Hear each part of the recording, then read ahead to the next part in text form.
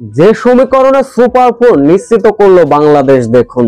শেষ মুহূর্তের চরম উত্তেজনায়, চরম নাটকীয়তায় মুস্তাফিজুর দেখালেন তার কাটার ভেলকি।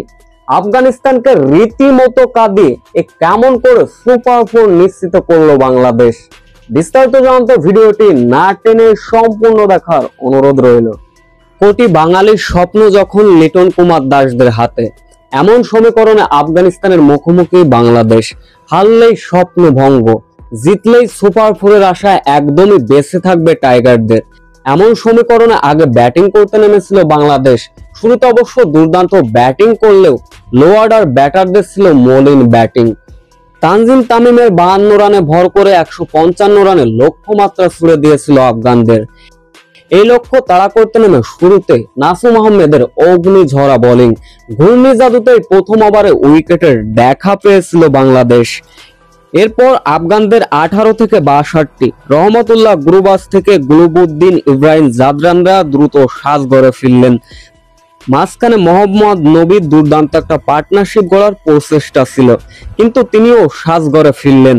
কিন্তু ম্যাচটা শেষের দিকে জমিয়ে তুলেছিলেন আজমতুল্লাহ ও মোর্তাজাই, কিন্তু ম্যাচের মোড় ঘুরিয়ে দিয়েছিলেন তাসকিন আহমেদ। আফগানিস্তানের দলীয় রান যখন ছিল 15.4 বলে 109, তখন 30 রান করা আজমতুল্লাহকে ফেরান তাসকিন আহমেদ। ম্যাচটি চলে যায় শেষ মুহূর্তের নাটকীয়তায়। শেষ 2 ওভারে আফগানিস্তানের জয়ের জন্য প্রয়োজন ছিল 27 রান।